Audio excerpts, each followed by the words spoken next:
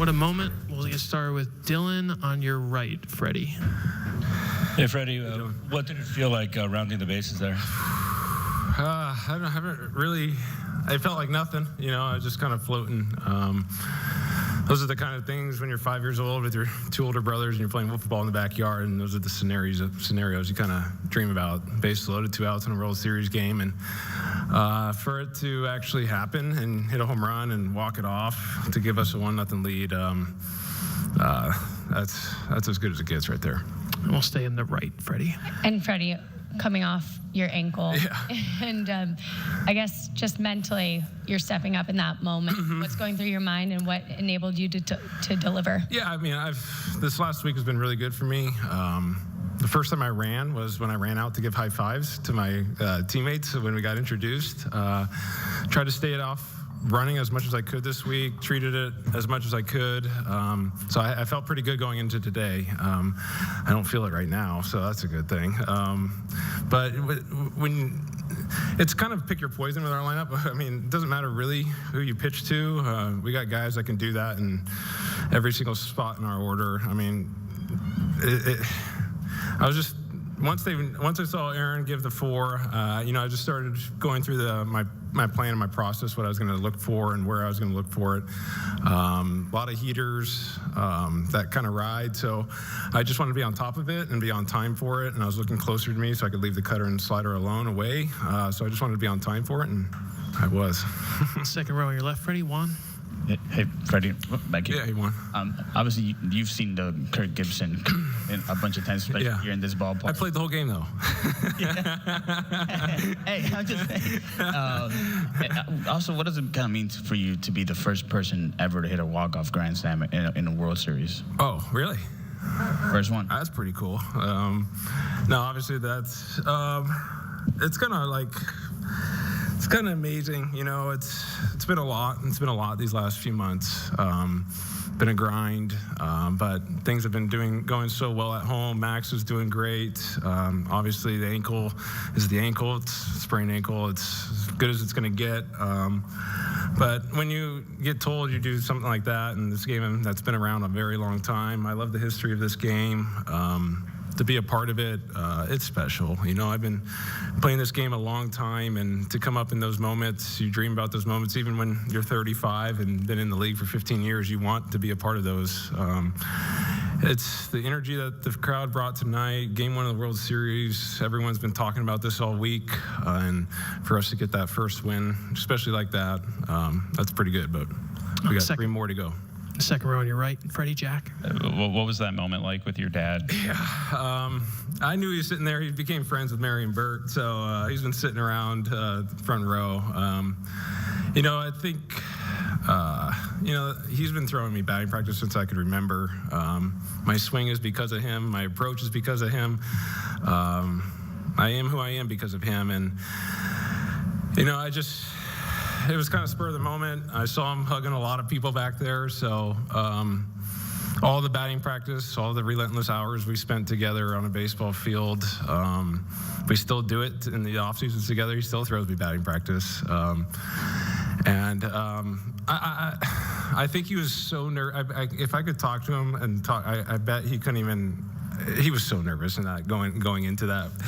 And I just wanted to share that with him because he's been there and he's been through a lot in his life too. And to, just to have a moment like that, I just wanted to be a part of it with him in that moment because that's mostly his moment, because if he didn't throw me batting practice, if he didn't love the game of baseball, I wouldn't be here, playing this game. So that's Fred Freeman's moment right there. First row on your left, Freddie. Hi, Freddie. Alex Michelson, Fox 11. Congratulations. Thank you. To you. What did you make of their decision to intentionally walk Mookie to get to you? Yeah, I mean, we've been seeing it all year. They've been walking Shohei to get to Mookie to get to me. It's kind of been, that's like I said earlier. That's what's so good about our lineup. It's a tough matchup no matter where you are. Trying to pitch, it's left on left. I understand. I right when they rewarded them second and third, I knew I was going to be coming up in that moment. But right when I saw the 4, I just went over what I was going to be looking for and tried to be simple and see it and hit it. And luckily I did. Can you talk about Dodger fans. Yeah. What that moment felt like, feeling the love, and it's loud here often, but I don't think it's been that loud here in a very long time. Yeah, I've seen it very loud on the other side. Juan Uribe's home run still rings true in my head in 2013. But Dodger fans, when I was gone for the week and a half with my family, that first day I came back, that's as special as it gets right there, to make my family and I feel the love and the support. I tried to reciprocate it that night and thanking them and doing all that, but I think they appreciated this one a little bit more 3 months later. So just the love, 53,000, 54,000 people every single night. Doesn't matter if it's a Monday, Tuesday, throughout the course of the season. They're here supporting us. And it's been a first World Series in a long time, a game, because 2020 was in Texas. So they've been waiting a long time to see a game at Dodger Stadium in a World Series, and I'm glad we were able to deliver a win tonight. The second row on your right, Freddie. You guys are 5-2 this postseason with the chance to be 6-2 tomorrow. What do you attribute that to, in addition to the fans? At home? Yeah. I feel like we've been playing good baseball of late. You always want to get the wins in front of your home fans, especially when it's the first game of the series. And for us to do that, especially them scoring a run at the top of the 10th, that's really hard to score runs in the postseason, get multiple hits. So just a great job by, Gavin and all those guys to get us up there and give us opportunities, and to come out 1-0 is a huge start. The third row on your right, Freddie. Freddie, I was going to go with the hobbled Dodger Game 1 home run theme, but I'll skip that and go with the ankle. You've been hitting line drives, Yep. but maybe not having the elevating balls. Mm-hmm. What came together to have the elevating the ball on line drive? I just feel like my ankle was in a good spot about 3 days ago, and been able to work really hard throughout this course of the week. I was working with Robert a lot. We found a little cue about 3 days ago, and I started hitting on the field 3 days ago, and it was a line drive at the shortstop every single time. It's been a while since I was doing that, so I was feeling pretty good the last few days on the cue that I had. And it's not about lifting or doing anything that. If my swing's in the right spot, and you're hitting line drives and your swing's in a good spot, that's where you create backspin. I can't create the spin. If I do that, I'm going to topspin hook everything. So when your swing's good and direct to the ball, that's how you create the backspin, and I was able to do it. Dylan right up front. A hobbled Dodger hitting a home run? I feel like I've seen that before.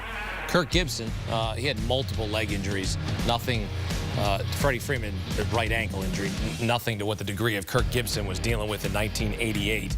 As you take a look at the players with a triple and a walk-off homer in a World Series game, I guess we'll give you the triple, Freddie, even though it's probably a double and an air, really. And I know the outfielder didn't touch it and, rules and all that kind of stuff, but we'll give it to you.